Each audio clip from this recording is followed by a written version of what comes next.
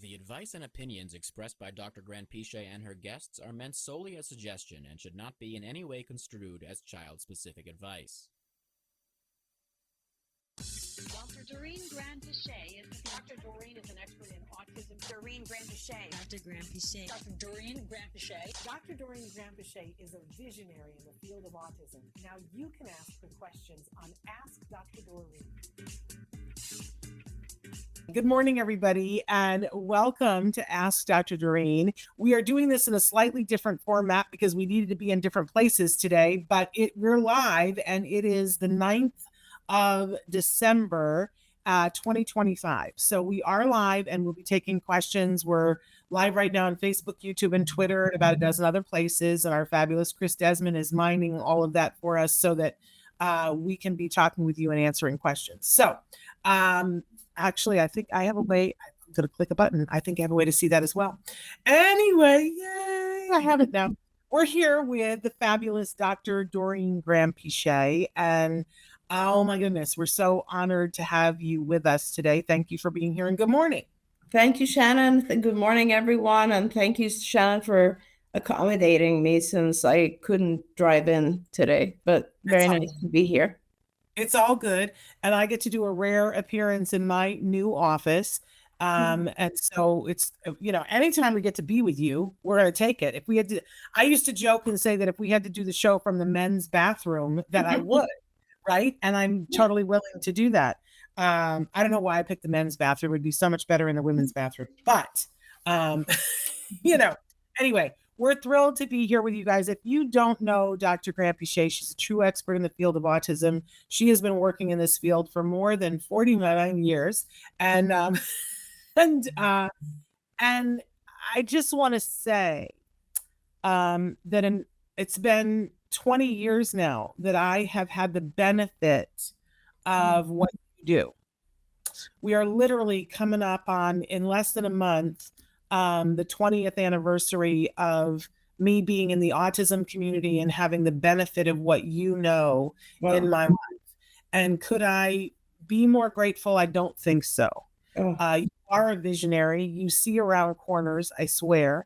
I don't know anybody who has a bigger heart for this community and all of its members, the people on the spectrum and the people who love them. So I'm just walking in gratitude because I know you. Thank you. Thank you. And it's exciting that it's 20 years you've been in this field. It's amazing. How many years have we been doing the show now, Shannon? We've been doing it for 15. 15 so years. We have a library of videos that grows by the week. And, this has been a labor of love to be here with you. And this is all your vision. So we all time. But what's wonderful is that Dr. Granpeesheh is here and donates this time so you guys can write in questions from anywhere in the world. And, whoever you are on this vast spectrum of people, whether you're on the spectrum yourself or you love someone on the spectrum, you can be writing in your questions and she will do her best to give you information about whatever you're writing in. Now, the disclaimer is she can't give individual specific advice in this format because that would not be fair to the individual, right? Even though she has this vast knowledge, everybody's different, right?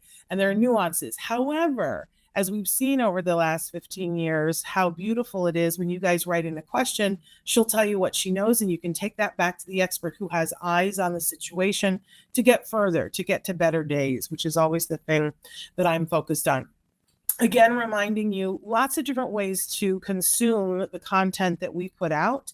We have 2 amazing YouTube channels. I really want to encourage you, if you love this show, go to the YouTube channel that is Ask Dr. Doreen. It has its own YouTube channel. So go there, subscribe, watch videos, search topics. If there's something that you're interested in, I always say write into us and we'll be happy to talk about it, but it may be that we've already answered that question, right? So search the topics and take what you can find. It's all free, which is really an incredible thing. Nobody else has done this in the way that we have as long as we have done this. And it's all because Dr. Granpeesheh has said people need information. So partake, use it the way that you want. I also want to say that we know lion's share of you are listening to the podcast.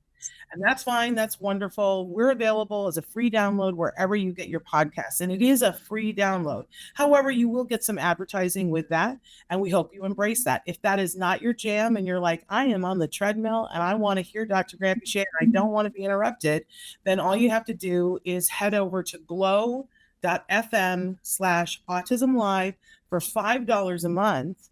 You can get everything that we do on the Autism Network, including Ask Dr. Doreen, and it will show up in your inbox with no ads. You don't have to do anything. So, yay, SJ Child Show is watching. We love having you here. Hello, madam.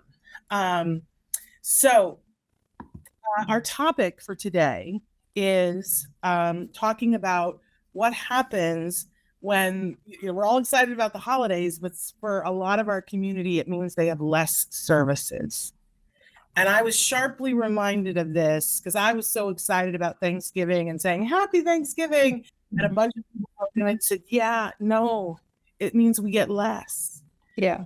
And that, we're fearing this break that's coming up for additional holidays. So I thought we take a bunch of those questions and things that people wrote in. But you guys can write in about anything, ask any question, but I'm going to get started with one of our previously asked questions.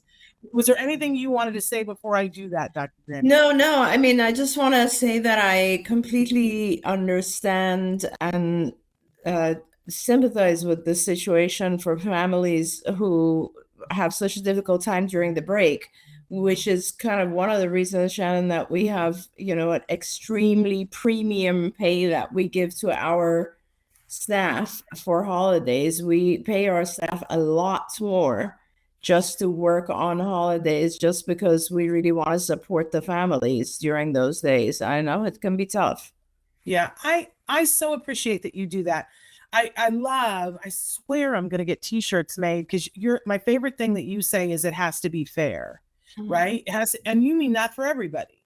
I love that you pay your staff more to work on those days because that's fair for them. Yeah. And I love that you think about the fact that the families need that. I don't know how often I've just been like, when I see that it's like the holidays and you can't get medical tests done. And I'm like, because that makes no sense. People don't get sick over the holidays. Right. Of course they do. So I love that you're thinking that way. And SJ Child, it's Sarah. It's so great to see you too. Merry Christmas to you as well. And I also want to say hello to Helen. Helen, thanks for writing to me with that resource the other day. I really appreciate it. Okay. So somebody wrote and said, I was so looking forward to Thanksgiving. I thought it was going to be a break. I have 3 boys, 2 are on the spectrum and 1 has CP. My days feel like a tornado. Someone always needs to be somewhere for some life-changing therapy. I run from morning to night trying to keep everyone afloat. Yeah. I was looking forward to a break. Instead, they were all home and needed something all of the time, and I needed to cook. I'm exhausted and terrified about the next break. Why do services stop? Autism and CP don't stop. What can I do to be better prepared? I just want to hug this mom. Yeah, honestly, it's so difficult. I feel so like, also it's just so hard to come up with ideas because, what you need is just respite care during these times. And often everyone is, days like Thanksgiving in particular are so hard because not really a religious holiday, right? It's something that everyone takes off. And it just becomes incredibly difficult. And maybe we can talk about activities that you can prepare ahead of time so that your child is kind of on a schedule. I find that, at least for myself, when the resources that I depend on are for whatever reason taken away, if I have a full schedule of activities, it helps the time go by faster. Now, Thanksgiving is very, very difficult to begin with just because there's so many other things we're doing. But I guess the only thing I can recommend on that day is, it is a day where family comes together. And I wonder if you can ask family to be the resource and give you some support and help, because realistically, what do we do on Thanksgiving? We just kind of gather and eat. That's sort of what we do. And I think it's a very good opportunity for others in the family to step in and give you some support and help. And as long as you have a schedule of simple activities, I think what I find, Shannon, is that our kids tend to do a lot better if they're engaged and busy.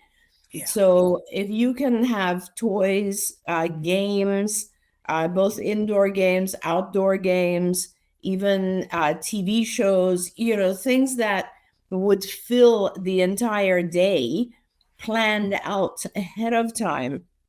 All you have to do is ask family members, can you manage this hour or even this half hour with my kids? Can you keep them engaged with this game, this activity? And with the number of people coming, I think that it is possible for us to kind of trade off and have a very full, successful day. Again, this is one of those things where you're kind of planning ahead. You're managing all the antecedents instead of waiting for things to fall apart, because at that point, it's just becomes very hard. Yeah. It makes me think about during COVID, we made lists of things for parents to do with their kids at home. And we have like a list of 125 different things. I need to find that and repost it. But it's kind of that mentality. You're Yes. sort of, although, you can also take a walk and do those things. But I love knowing what game to say to the family member, can you go play this game with them? Because sometimes the family member, if you just say, can you go play with them? They don't know what to do. But if you say, can you go play this game, or can you go watch this show with them? I think most family members can handle that. I think to take it even further, what I would do is I would actually make a schedule and send it out to family members ahead of time and say, hey, can you pick a slot that you would support me? And it could be also things that have to do with Thanksgiving, like setting the table, helping with cooking, helping with baking, whatever it might be. But as long as people sign up and say, I can take this half hour, I think that helps a lot. I love what Sarah from the SJ Child Show just wrote, because this is genius. And I know you'll love this, that she uses Chat GPT for a lot of those planning tasks. She says, I ask it to give me a planned day with specifics. That is just next level, Sarah. That Absolutely. like that. You have been trying for so long to get me to do Chat GPT, Dr. Granpeesheh, and I want you to know I've started, and you're hooked. Then let me tell you, if you've started, you're going to be drawn in, and it's scary. It is scary, but I have started, and I'm like, ooh, this is dangerous. Because it does take some of these tasks like that. Ooh, it's a thing. Okay, on to the next question. I am 16 and I was diagnosed with autism at age 7. My mom said I could write to you and you could answer my question. I like going to school. I like being in Mrs. Wolpat's art class. I like getting to eat lunch in the speech room, and I learn how to do stuff like breathe when I lose. Sometimes Roberto doesn't come, but then Emma comes and she is okay, but not as much fun as Roberto. When it gets dark, they go home. Oh, I guess these are BTs coming in the house when she gets home. When it gets dark, they go home. I eat dinner and get to draw on my iPad. Saturday is okay because my dad teaches me how to build and we build stuff. Sunday feels like forever with nothing to do, but I can stand it for one day. Thanksgiving was terrible. It was like 5 Sundays in a row. I love that they put it that way. I don't even want Christmas to come. That's going to be even more Sundays. Why do we get days off anyway? Mom says you will know. That's amazing. I love always hearing from the person who's affected themselves, because it's such a different perspective. Like our perspective is, how do I cope with this day? How do I make my child busy? And their perspective is they're bored to death, and we need to give them Yeah. something interesting to do. And this is a great example. And it would be so wonderful to be able to just give this individual a lot of fun activities that so that they start to really enjoy that day. And this sounds like someone who could just tell us the types of things that they love doing. And a lot of it sounds like learning should be part of it, right? It always reminds me, Shannon, of when my kids were young and I used to travel to Europe with them. And it was very difficult to always, because they were 10 ages apart, so that it was hard to take all three of them to different places in countries where you don't speak the language. And I would therefore take like an entire suitcase of crafts, because we would stay there for like sometimes 2-3 weeks, because it was my husband's family was there. And so I would keep them occupied with both learning, like they would always have summer workbooks, as well as crafts, and just like school, like use a schedule at home, which would allow them to just keep engaged with interesting. That's what it sounds like this individual really needs. Yeah. And at 16 and being as smart as they are, maybe they could even chat GPT themselves and go, what kinds of things could I do on a day that and pick and choose the things that they like. But I love, like you said, the description of it, that who would think that having a day off sometimes is not what our kids want, and having multiple days off, not the thing. Now, the beat to the rhythmicity has been writing in, and they are saying, and the I can't toggle on this format, so I'm going to try to repeat. I'm going to paraphrase that their behavior technician working with a 2.5-year-old, I believe it was, and in the home with an ABA company. Parents are wanting to enroll them in the pre-K program at the local school, and the BCBA has been telling the parents that the child would have to be pre-approved for that. They want to know, what can families do if they are not being provided accurate information regarding school-based services or being discouraged from school because they're concerned that maybe the BCBA wants to keep them in ABA and keep them out of school. So they're telling a little bit of it sounds like a white lie, because once the child is 3, school has a legal obligation to offer them a program.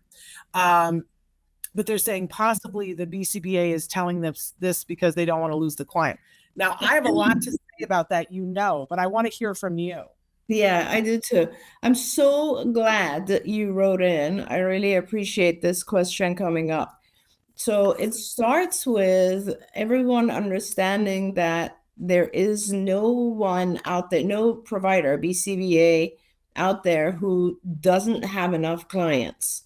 Let's start there, because there are a huge number of clients coming in all the time. There's such a high need. The level of need, in contrast to the number of qualified BCBAs, is 100. Like, there are not enough BCBAs to meet the demand. BCBAs in general, and companies, I can speak for companies in general, are never making recommendations in order to just not lose a client. At least that's been my experience, right? Not only is that unethical, but it's unnecessary, because there's the next client and the next client. There's always a client who can fit all those gaps, right, in the schedule. So that's usually not the case. When you look at ABA, and again, this is my experience I'm expressing, and I know that the world of ABA may have changed a lot, but when you're looking at a child and provide, especially a 2.5-year-old, I would be telling you not to even look at school at all yet. And I'll tell you why. Because school is a group environment where it's one teacher, possibly one teacher and one aide, to a lot of children.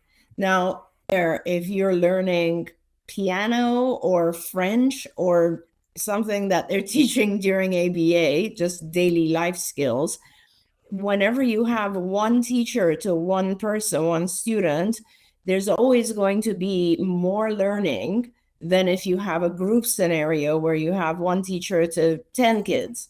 So there is no possible way that you're learning as rapidly in a school environment as they would be from a one-to-one ABA program. They will be learning, their acquisition, their learning rates will definitely be faster. And the content that they're learning, what they're on, will be more valuable, in my opinion. You go to school at 2.5 or 3, what you're looking is potentially ABCs, that kind of thing. And a lot of parents think that their children, and maybe numbers, 1, 2, 3s, and ABCs, that kind of thing. A lot of parents think that their children benefit from the social environment of school that early.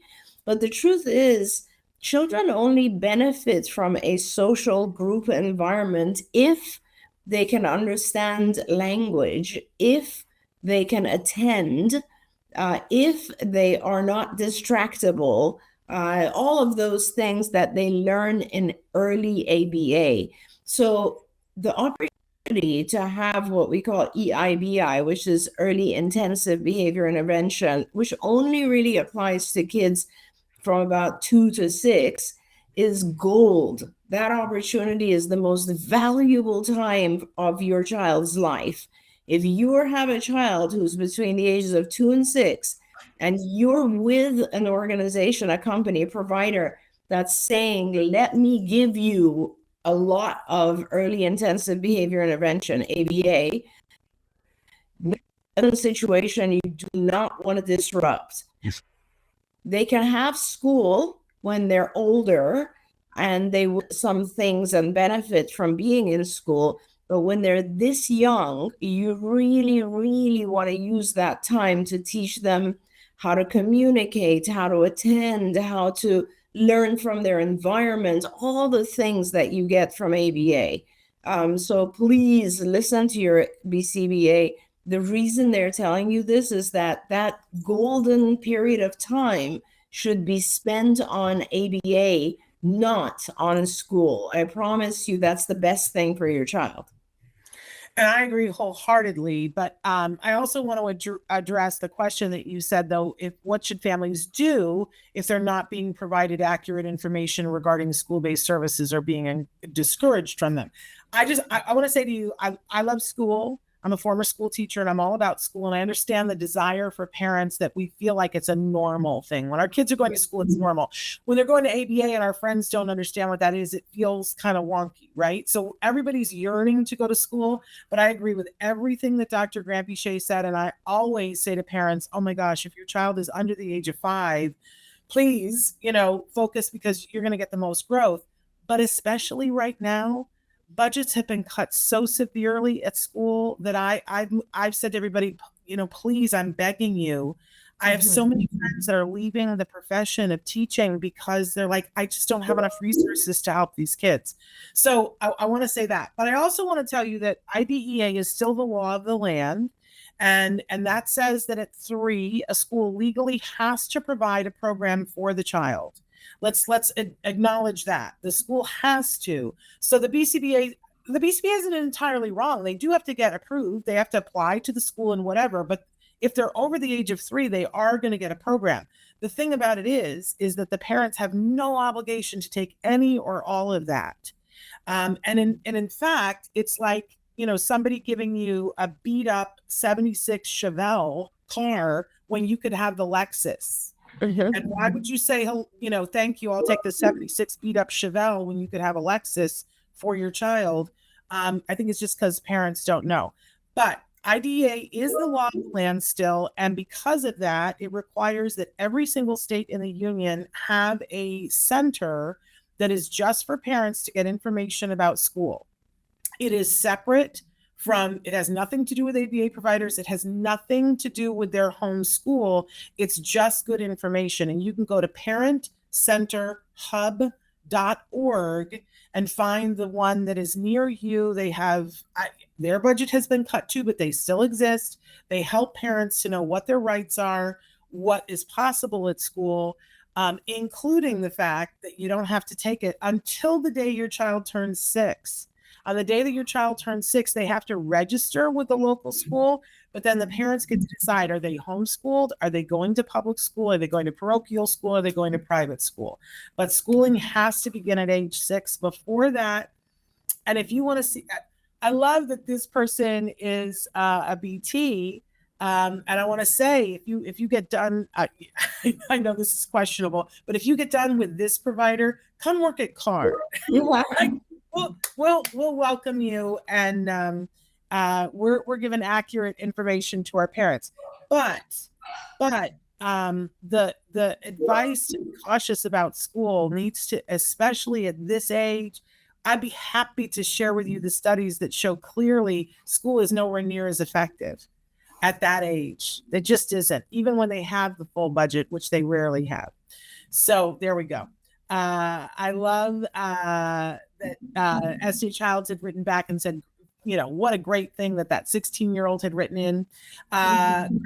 So true. Academics sometimes take priority when the golden period could include so many other forms of learning. Isn't that true?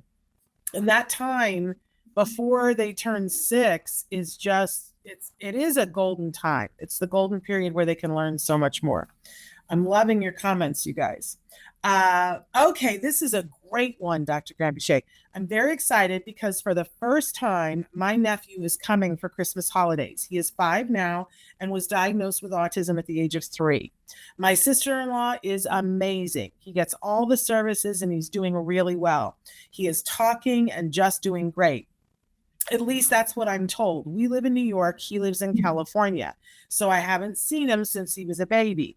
Here is my question. How can this is going to make me cry. How can I be the best possible aunt to this child who means the world to me? What do I need to know to create a safe space for him in my home? What kinds of activities should I have planned? And what do I need to avoid doing and saying so he has a really good time while visiting? How heartwarming is that? That's beautiful. I love that.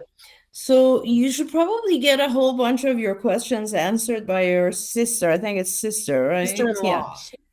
Yeah. A sister-in-law ahead of time. So the family in general ahead of time before this child comes, because children are so different children on the spectrum are so different. And the environment that you produce for this child will really needs to be individualized. So you'll start by asking, I would probably, well, first of all, you need to have an idea of the child's ability to communicate. So, is the child vocal, and can you actually have a conversation, like really understand the child so that you have a level of comfort in terms of how you are going to communicate and interact with the child, right? So just getting an idea of what the child's abilities are. So that's number one. Number two, I think very, very, very important is what are the child's sensory sensitivities? So sometimes the kids are not doing very well if it's too noisy of an environment. You'll need to set up for the child a little kind of cozy corner or room where the child can go and calm down or relax. Does the child like things like music, maybe a big bean bag, where some place which is their little area? What are the things they like? That's kind of number 3, which is the reinforcers in the child's life, right? Do they like musical toys, or do they get hyper stimulated with musical toys? Could you get them like a stuffed animal or something in that corner that makes them feel very like this is my little area? I think it's really important. The biggest challenge I think our kids have when they travel to new places, even when they go to new places, is just the sensory aspect. And we tend to overlook that. It's, sound obviously is one of the things, but also visual things in the environment. Just going into let's say a kitchen that has, fluorescent lighting or some other type of lighting might disturb the child.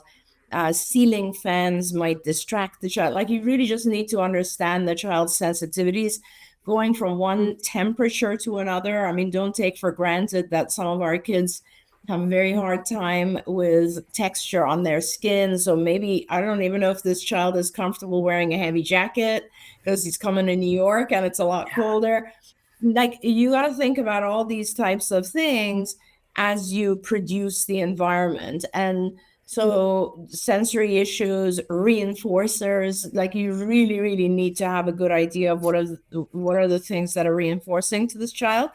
And it goes back to what we were talking about earlier, which is the best thing I think we do for our kids, on the spectrum or not, it doesn't matter, to give them an enriched environment, is to give them an environment where they're not left alone. And sometimes when we're getting together with a family and so on, we're too busy and we tend to say, just go.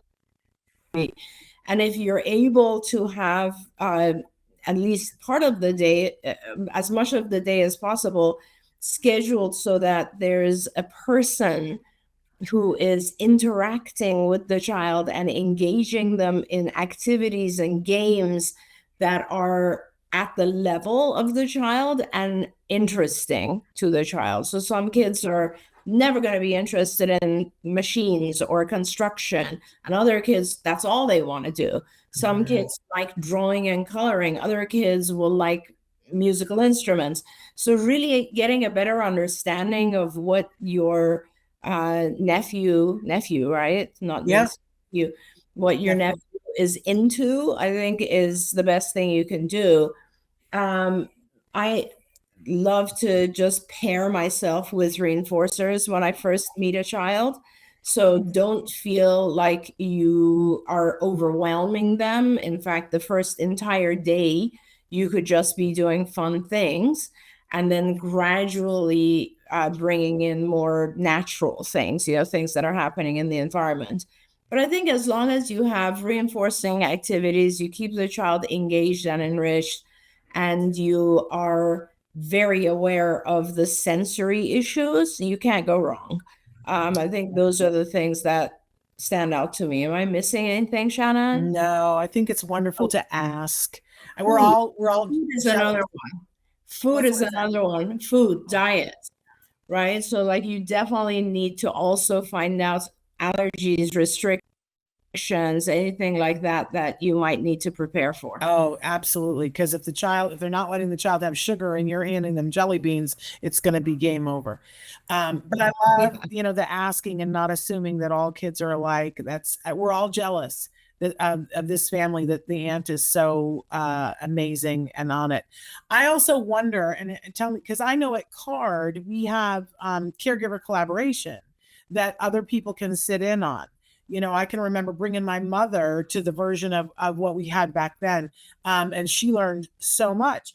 You mentioned that the sister-in-law has all the services lined up. I wonder if there's something that they could even have a telephone conference with somebody like their ABA provider before they come to say what kinds of things, ask them these questions. I'll bet the sister-in-law knows it all too, if she's that on it.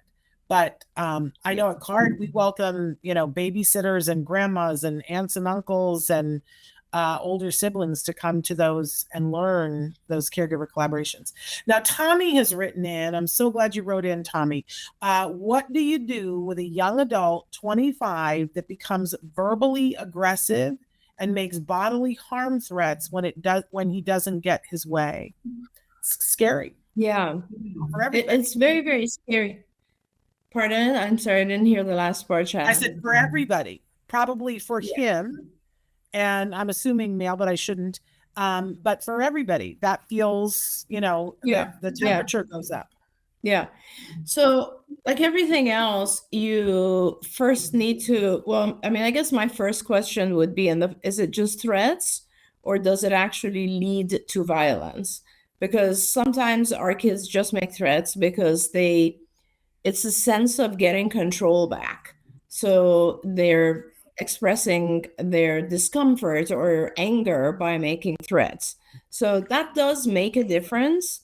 to know, has he ever in the past have those threats actually realized? Because if they have not, then just putting them on extinction is the way to go.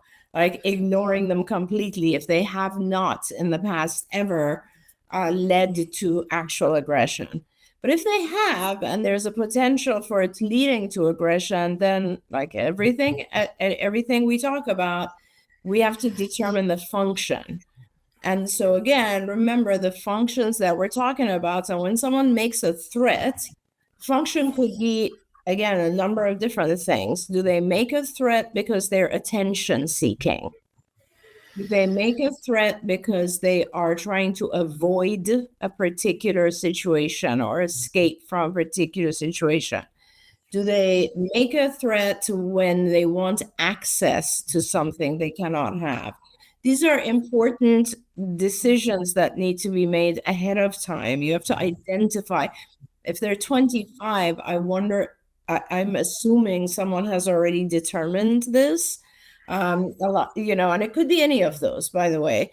A lot of times, and remember, this is challenging behavior, and challenging behavior is always a form of communication.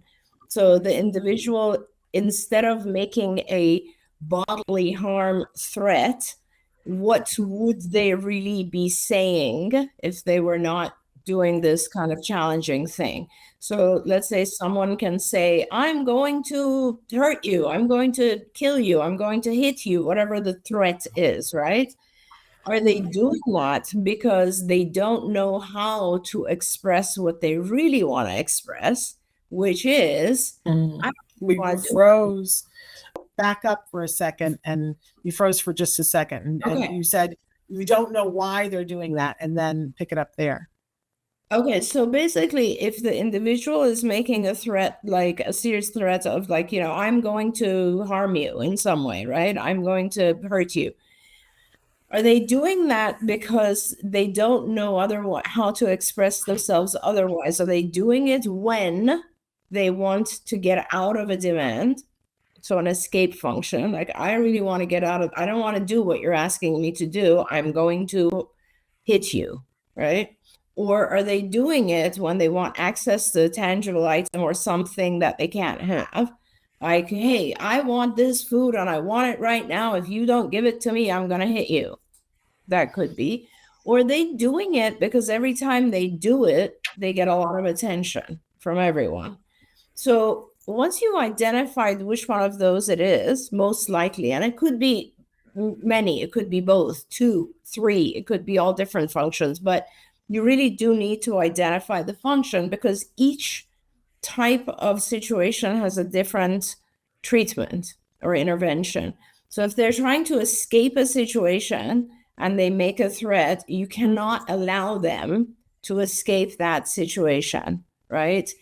If you will teach them, you can model for them the appropriate way to request to escape that situation. So let's say the individual says, I'm going to hit you, I don't want to be here.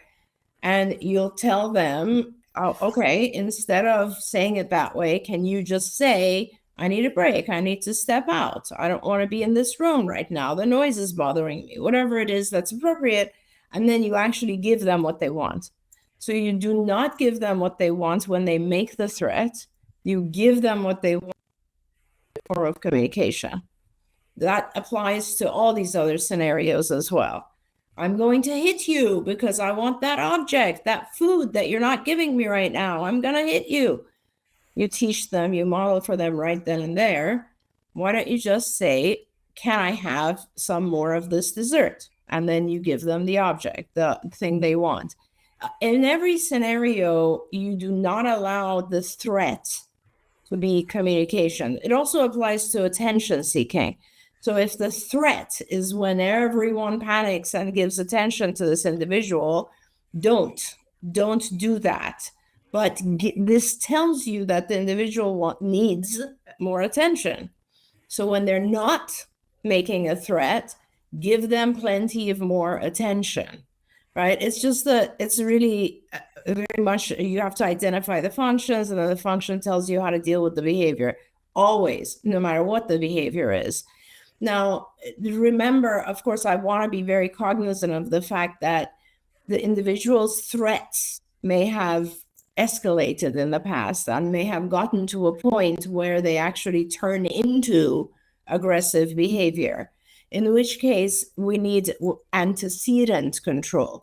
Now, what happens a lot of times when people threaten and then aggress is that they've threatened and they have not gotten what they expected from the threat, so they escalate it to aggression. Now, if that is the case, I'll talk about how to deal with not the threat, but how to deal with the aggression, the actual act of harming others. The threat is the big deal. It's the actual act of harming others that is the big deal, right? And that requires a few different things. And if it's a 25-year-old young adult, this can be very, very serious. Now, what has to happen is we need to assure your safety. So we need to make sure that you are never in a situation alone with this individual where you cannot manage their physical aggression.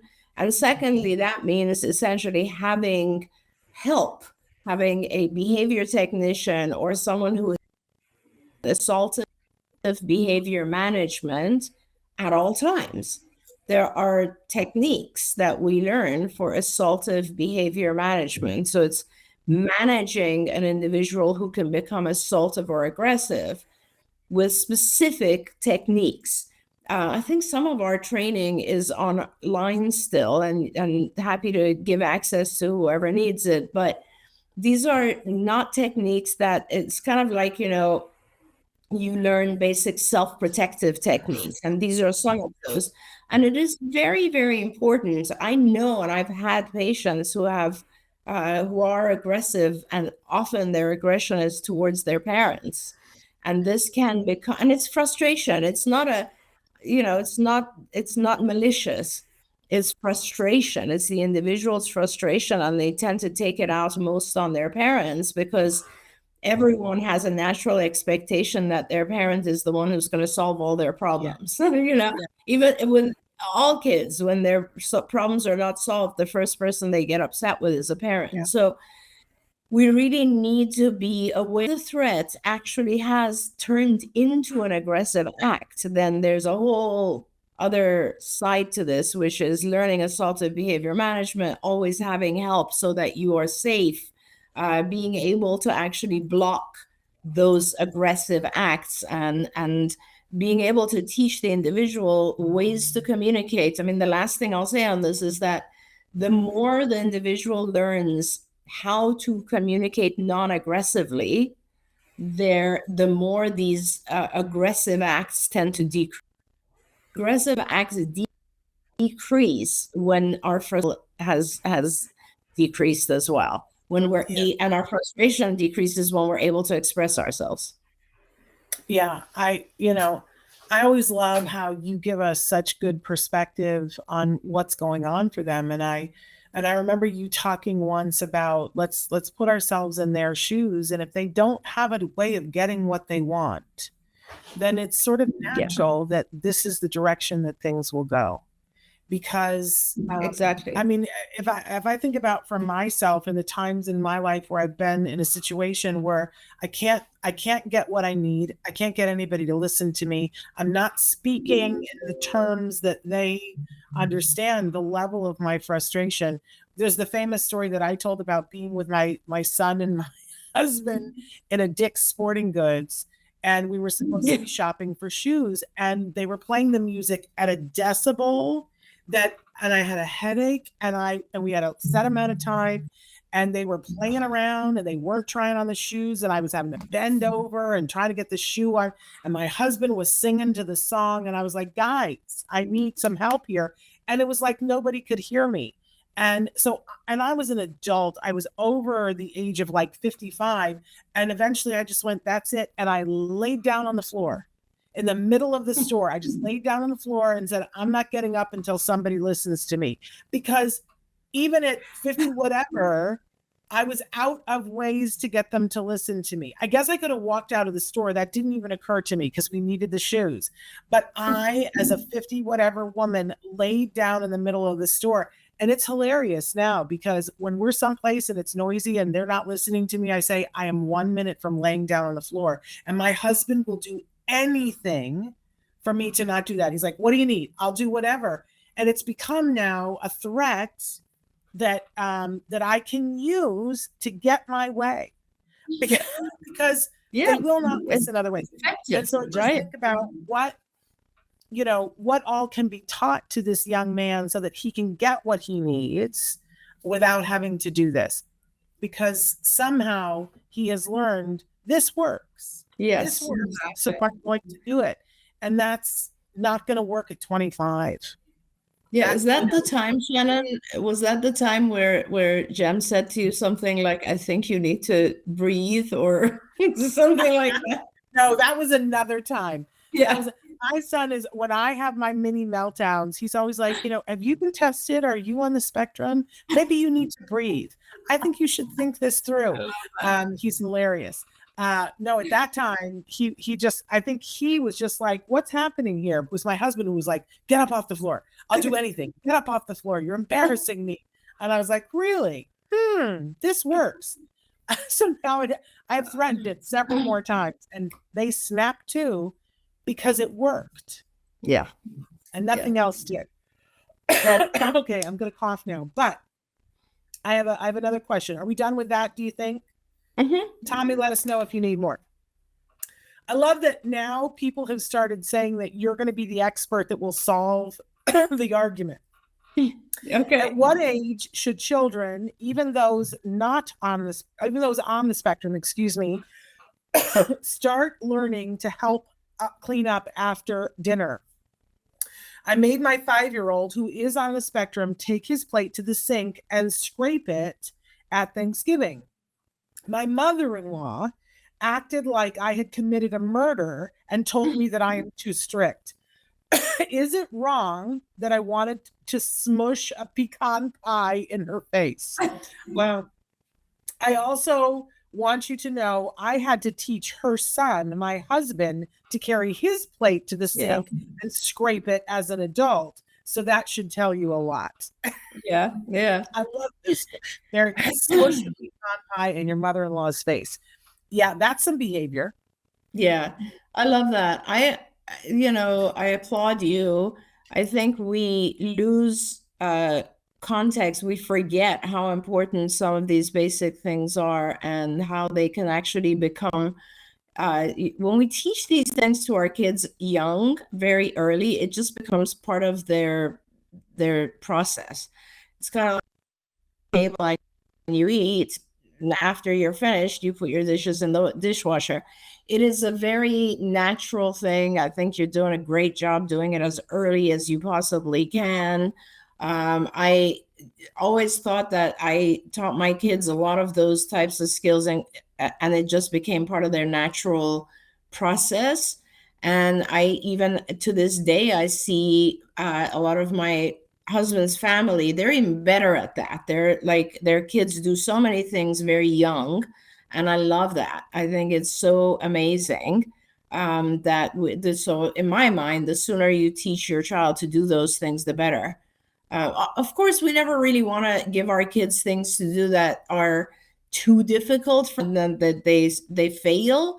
But I do think that if we are able to put these into their normal schedules and turn them into habits, sooner is better.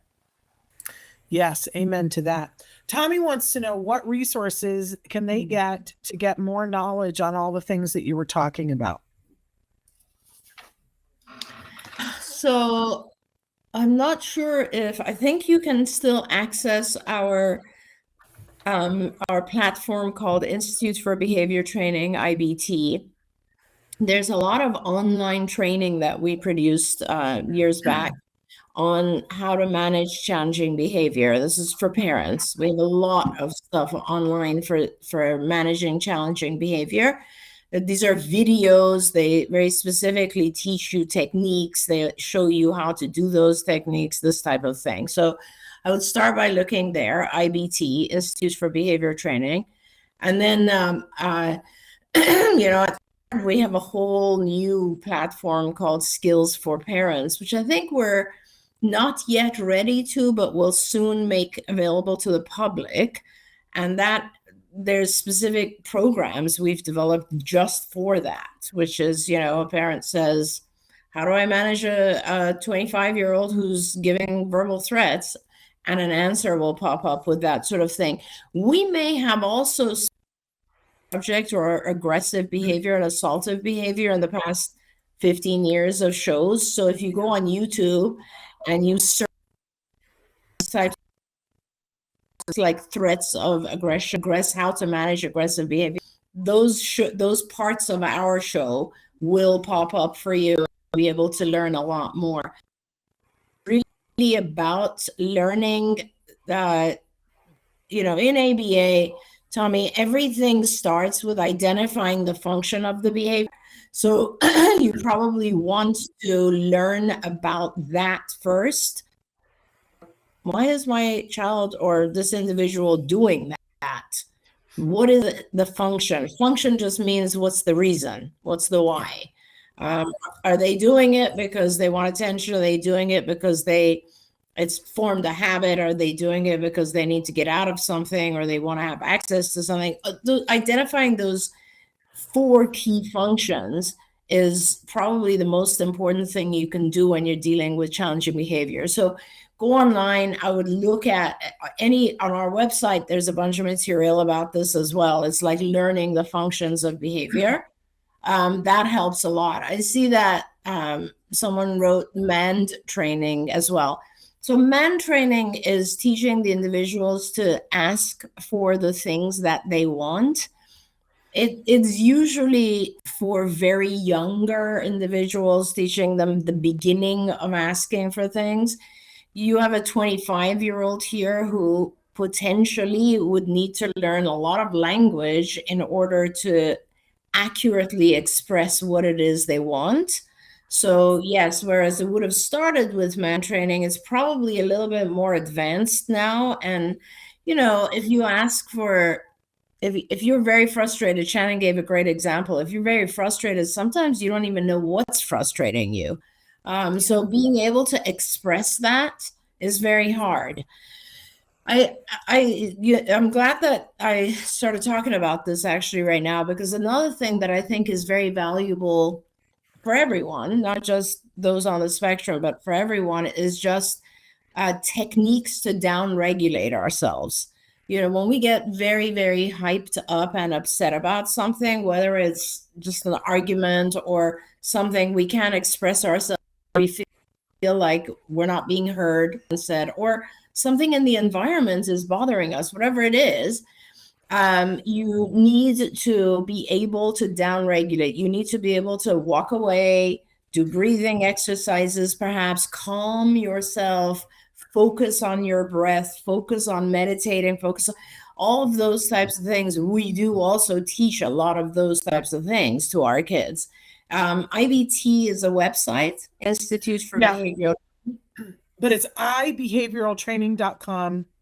I checked, it's still, because I know a lot of things are changing over, but it's still there. But when you go there, it's going to give you a choice of, do you want to learn as a healthcare and human services person? Do you want to learn as a caregiver? Do you want to learn as a business and community? Or do you want to learn as an educator? And you can pick whichever path you want. Just know that the jargon and the intensity of it is going to be geared towards those roles. So if you do the caregiver path, it's not going to jump right in and use a bunch of terms that you've never heard before. So that is available. And I'm told that the Skills for Families is going to be available to the public in January, Dr. Granpeesheh. I don't know if that's true, I think so too. It's coming out. And it's just newer, like IBT is an older platform we built, and it has a lot of this information, but not in the same.